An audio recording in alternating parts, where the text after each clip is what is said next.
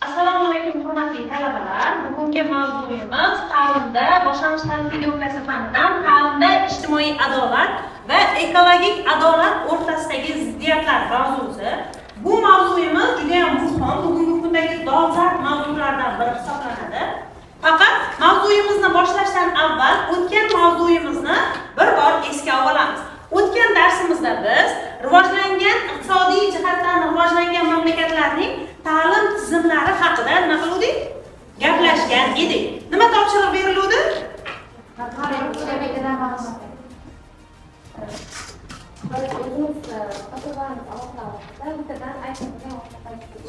Ma'lumotlarni aytishimiz kerak. Demak, har bir talaba davlatlar bo'lingan. Demak, Amerika ta'lim tizimi, Yaponiya ta'lim tizimi va Janubiy Koreya ta'lim tizimi.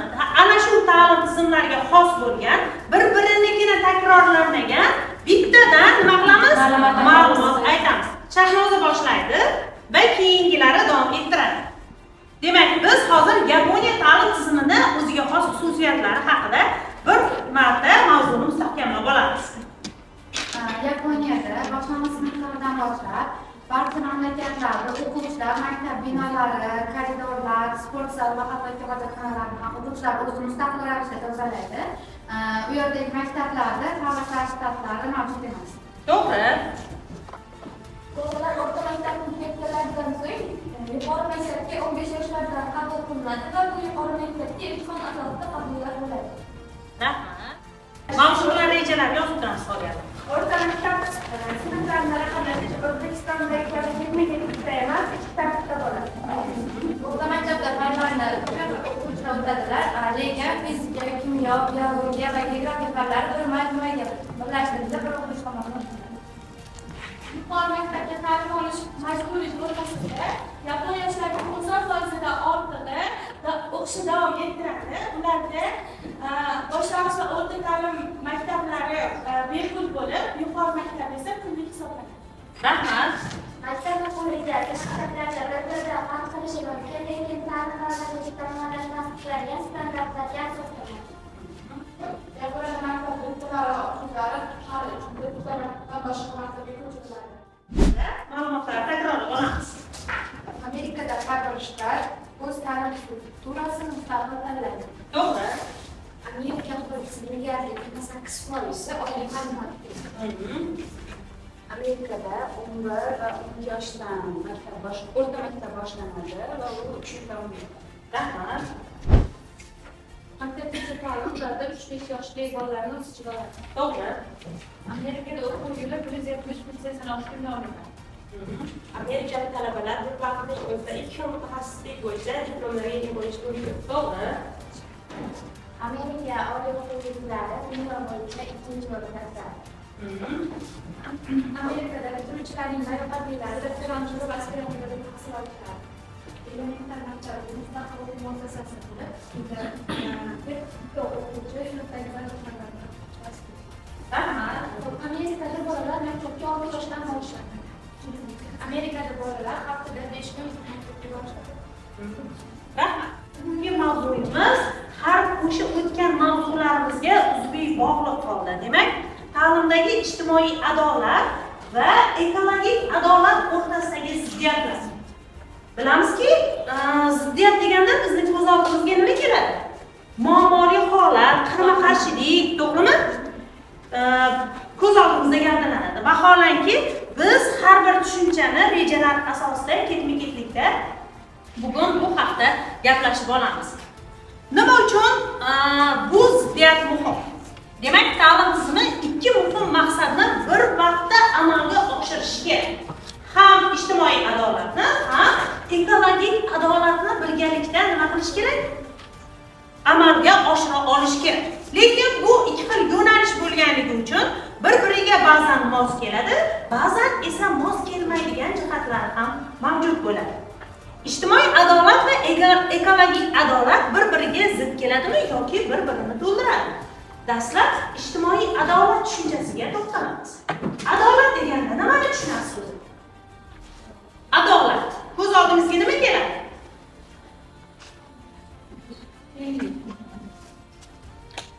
Shu ikkita shaxs o'rtasida munosabatni tenglik.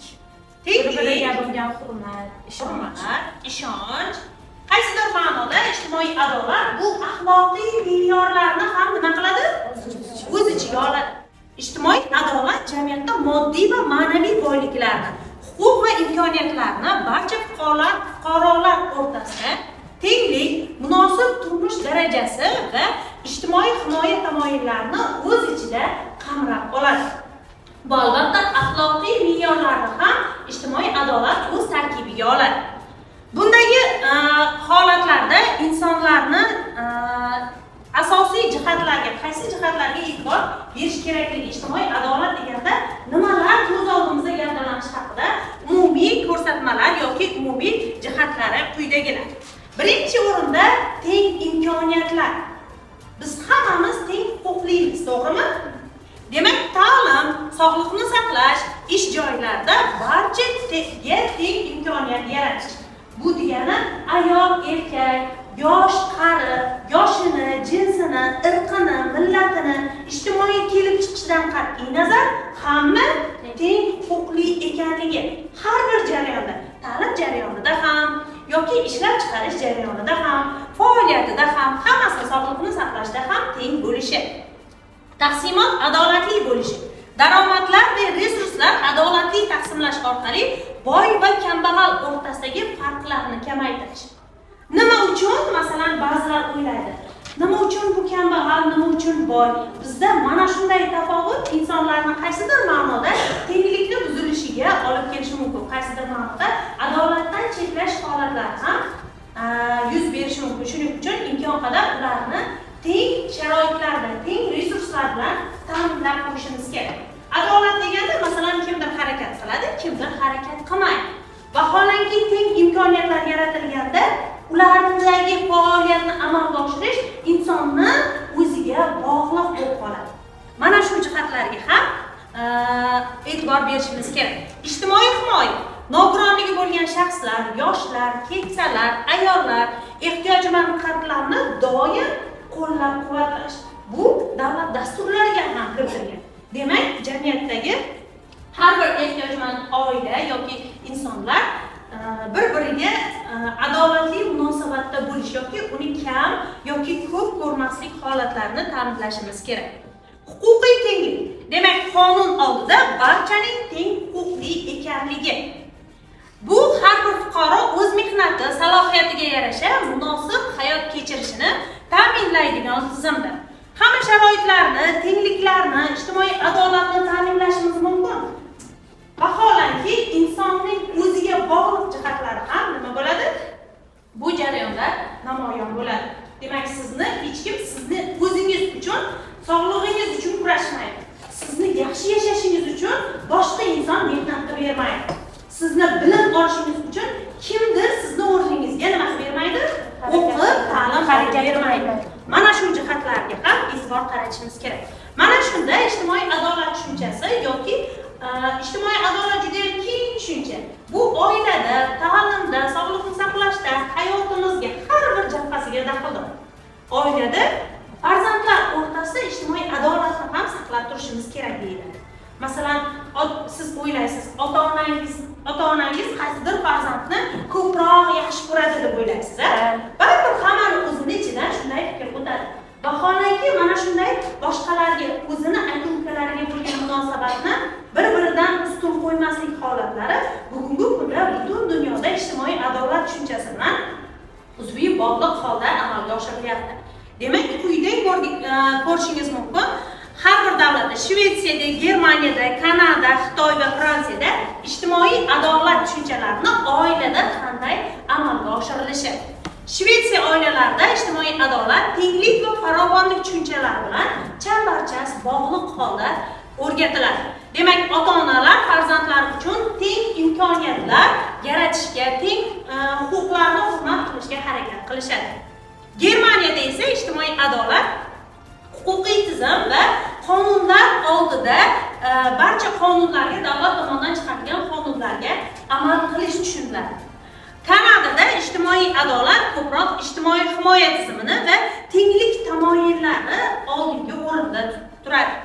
Xitoyda esa ota-onalar ijtimoiy adolatni oila doirasidagi jamoatchilikni hurmat va ma'naviy qadriyatlarga sodiqlik orqali tarbiyalash deb tushunishadi.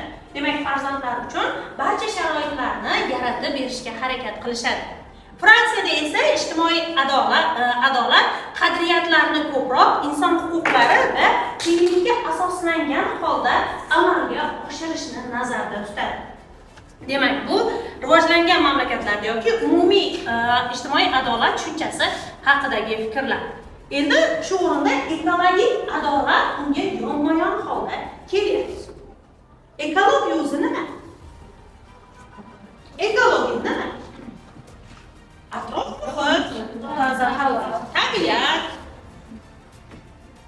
yashil, tirik jonzotlar, yashil makon, yana hayvonot dunyosi, insonlar,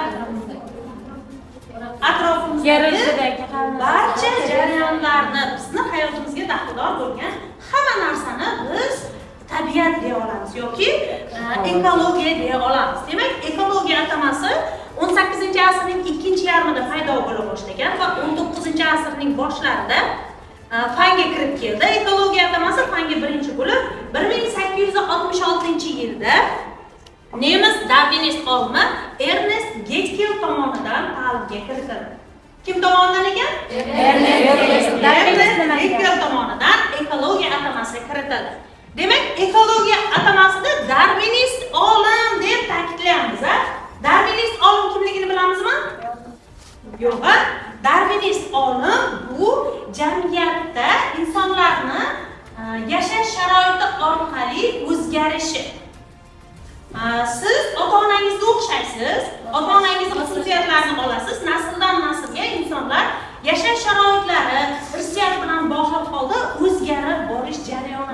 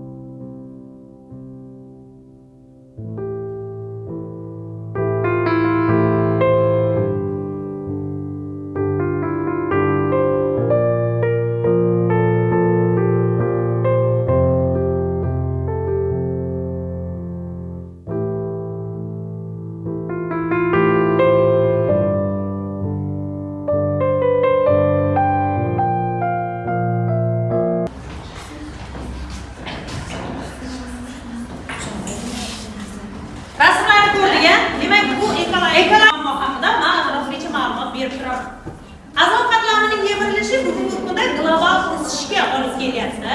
Ishlab chiqarish jarayonida, shovqin qilmaymiz, ishlab chiqarish jarayonida chiqindi mahsulotlarining ortib borishi va gazlarning turli gazlardan keng foydalanish.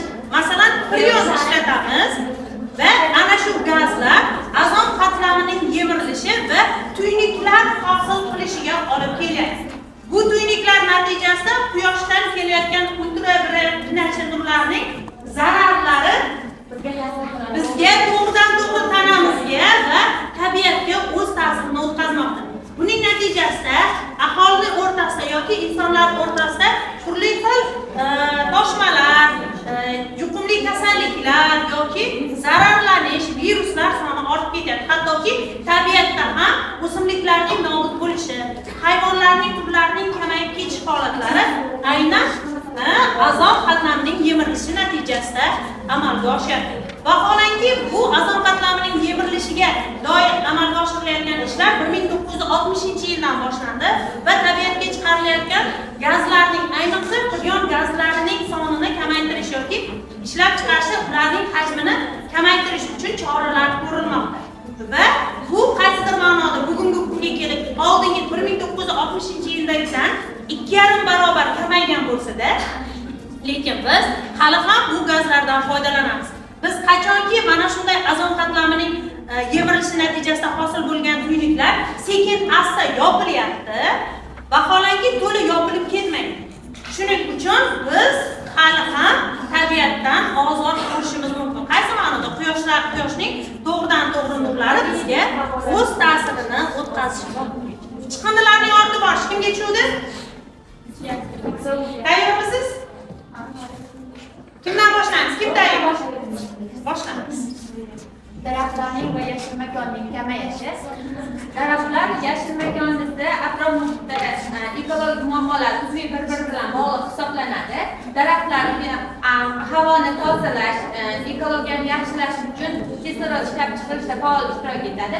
Daraxtlarning va yashil makonning kamayishi daraxtlarning qog'oz ishlab chiqarishda, turli xil joylarda binolarni qurilishlarni ko'payishi natijasida o'rmonlar, daraxt ekilgan ko'proq joylar kamayib boryapti hozirgi kunda. Qurilishlar ortib borgan sari, bundan tashqari biz hozirda olib borayotgan ishlar natijasida qog'oz ishlab chiqarishda bir muncha darajada pasaytirildi. Har bitta qog'oz ishlab chiqarish uchun ma'lum miqdorda daraxtlar kesiladi. Birini kessang, o'rniga ekilgan narsa bor. Shuni inobatga olingan holda agar shu daraxtlarni kesgandan keyin o'rnini to'ldirishni amalga oshirilsa, shu muammolar kamayishi mumkin.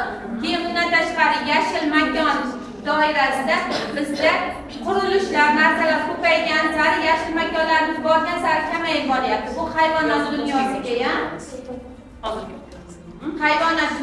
ham o'zaro ta'sir qilib boryapti. Rahmat. Daraxtlarning va yashil makonlarning kamayishini bir nechta sabablarni aytib o'tishdi. Bu sabablardan yana birlari mavjud. Masalan, urbanizatsiya, ya'ni shaharlarning kengayishi natijasida ham daraxtlar kesiladi hamda o'sha noqonuniy kesish hamda bunga yana kiradi tabiiy ofatlar natijasida ham daraxtlarga zarar yetkazishi mumkin va buning oqibatlari albatta yaxshi natijalarga olib kelmaydi. Bunda o'sha hayvonot hamda o'simliklar ham nobud bo'lishiga olib keladi. Bunda bir qancha yechimlari, misol uchun davlatda ekologik o'sha qonunlarni kuchaytirish hamda yana o'ylaymanki, o'sha maktablarda, institutlarda, hatto bog'chalarda ham ekologik ta'limga alohida e'tibor qaratilishi lozim bo'lsa yaxshi bo'ladi. Daraxtlarni o'rmonlarni kesilishi oqibatida o'rmonlardagi ko'plab hayvonlar makonsiz qolish oqibatlariga olib kelmoqda va bu hayvonlarning kamayishi, ularning noyob turlari esa yo'qolib ketish xavfi ostida qolmoqda. Kamayib, buni karbonat gazlar ko'paymoqda, daraxtlar havoni tozalaydi. Ular kamayganda zararli gazlar ishlab chiqariladi. Iqlim yanada isishiga ro'y beradi. Bunda daraxtlar karbonat angidib yutadi va ular kamayganda issiqxona effektlari ko'proq oshib ketish ehtimolligi ko'payishi mumkin. Yechimlar. Yechim. Hozirgi kunda O'zbekistonda ham keng targ'ib qilinyapti. Ya'ni yashil makon, masalan, ochiq joylarga ko'proq hozir shu hokimlar tomonidan, katta tashkilotlar tomonidan haftaning qaysi 4 kunlik belgilanib, yangi ko'chada o'tkazilishi, yashil makonni rivojlantirish yoki yashil makonga oid ko'plab haligi bog'lar, ochiq maydonli bog'lar, hattoki domlarning oldiga ham yana ham ko'payish uchun daraxtlar ekib qo'yishi keng olib targ'ib qilinmoqda. Bu borada yangi kasb joriy qilindi. Yaqinda eshitganki, bir shu narsaga kasbga o'xshagan kompaniyani ekologiya bo'yicha maslahatchisi degan yangi kasb joriy qilindi va bu hozirgi kunda chet el mamlakatlarda faoliyat yuritmoqda.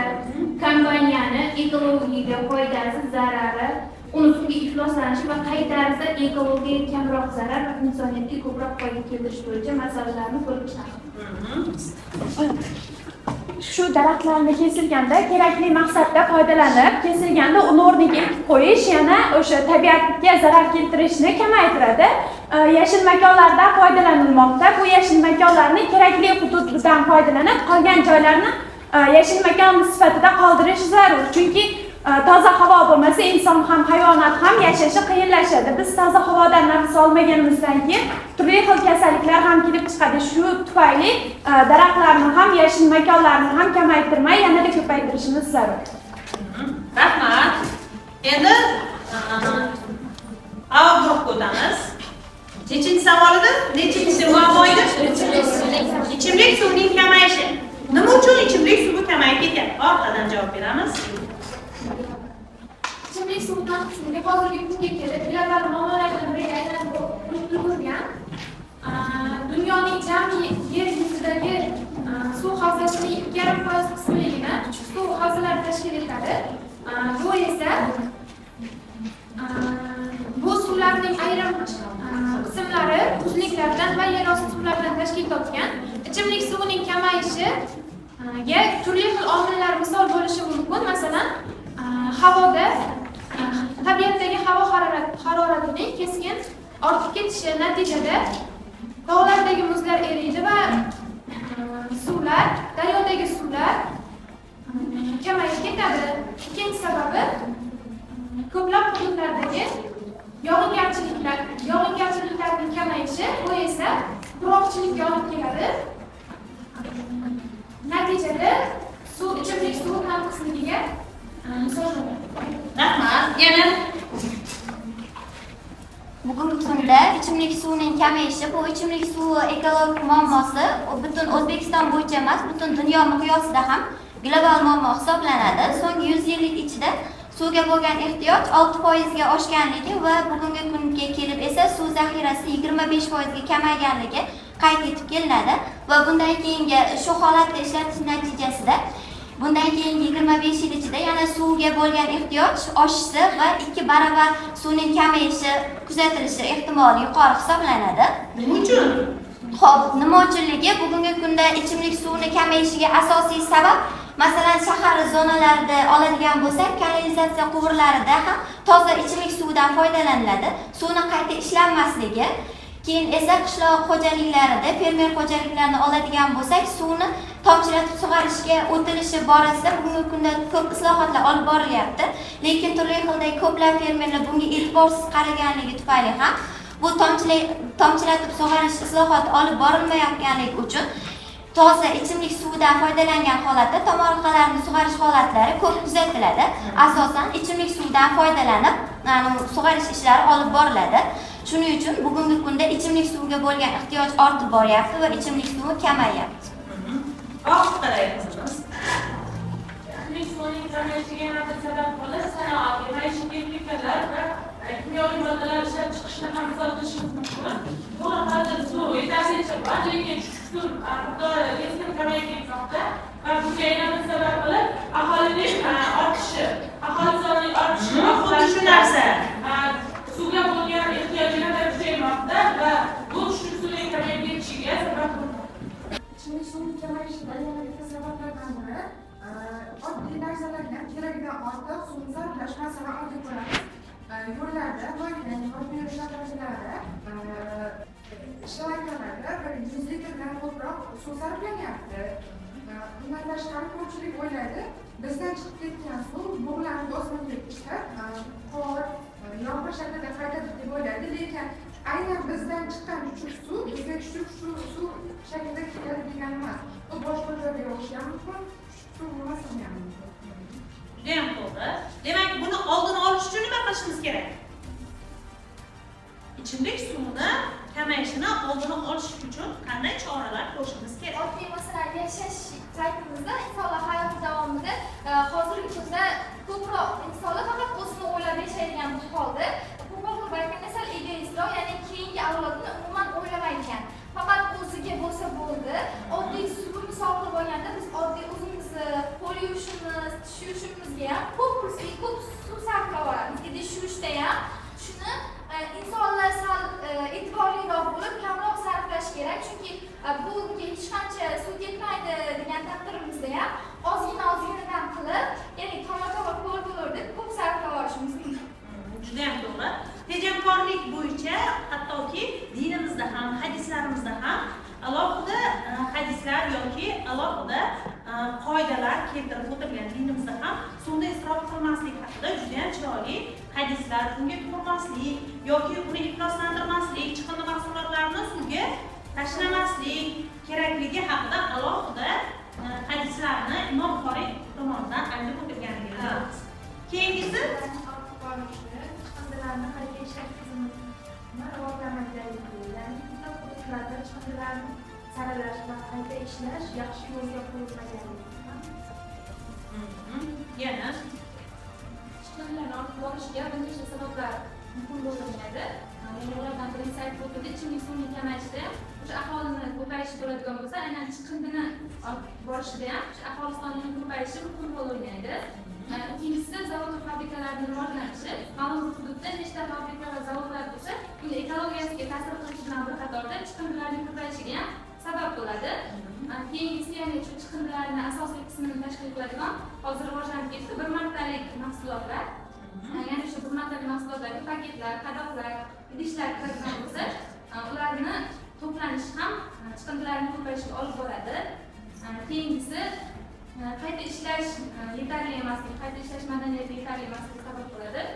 Biz chiqindilarni qancha ko'p qayta ishlasak, ularni kamayishini oldini olgan bo'lamiz. Keyingisi chiqindilar qancha ko'p bo'lgan taqdirda ham o'sha ekologik omilning yetarli bo'lishi ularni kamayishga olib kelishi mumkin, chunki ularni qayta ishlab yoki ularni ko'payishini oldini oladigan bo'lsak, tabiatda rahmat.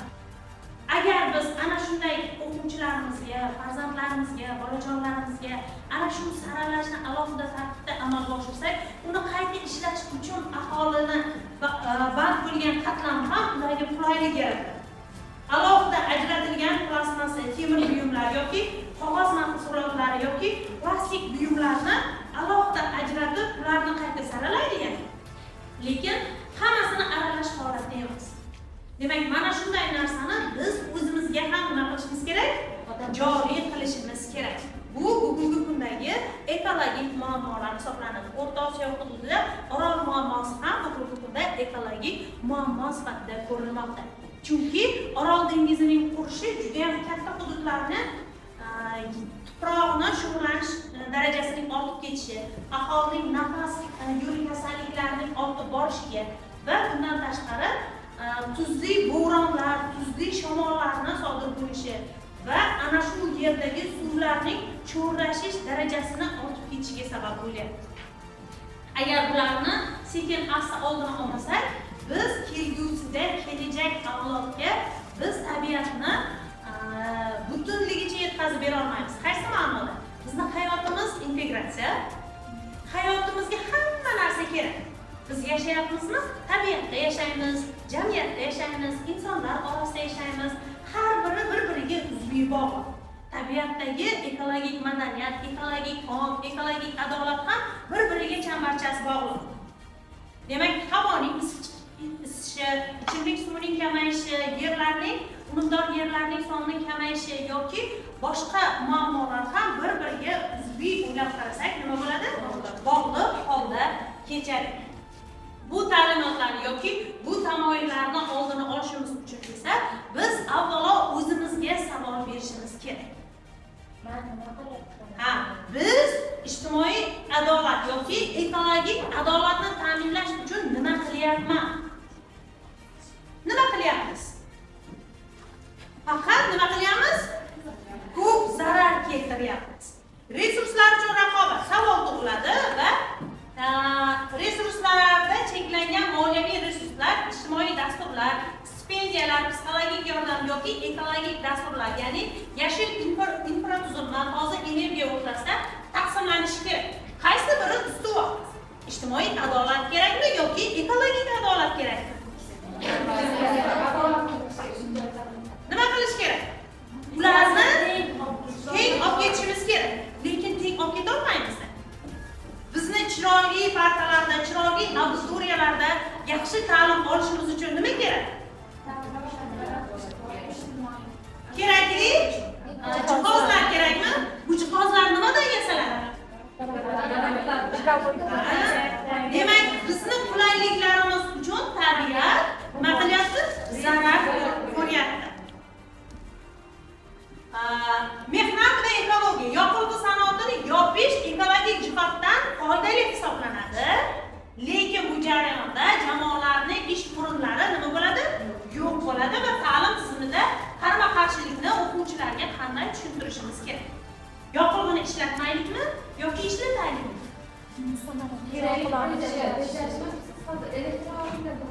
Elektromobillar ko'payadi. To'g'ri. Masalan, termometrda yozg'imiz tayyor bo'lmaylar deb gapirishadi.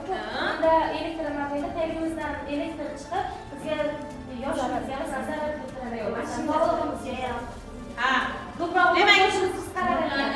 ulardan chiqayotgan turli xil to'lqinlar yoki nurlanish bizni sog'lig'imizga nima qiladi? Zarar keltiradi. Lekin vaholanki biz yoqilg'i mahsulotlaridan ham voz kecha olmaymiz. Yoqilg'i mahsulotlarni ham oqlonni o'sha kerakli jihatda foydalanishimiz mumkin. To'g'rimi? Hammangizga mana bunday alohida qog'ozlar tarqatganman. Qo'lida bormi hammani? Qani ko'raychi? G'ijimlablashmadingmi? Yaxshi, hammamizda bor, ha? Endi shunga yozing. Men dunyodagi eng baxtli insonman. Chunki aqli zohir. Men dunyodagi eng baxtli insonman. Yo'q, bog'lab qo'yishlar. O'zingiz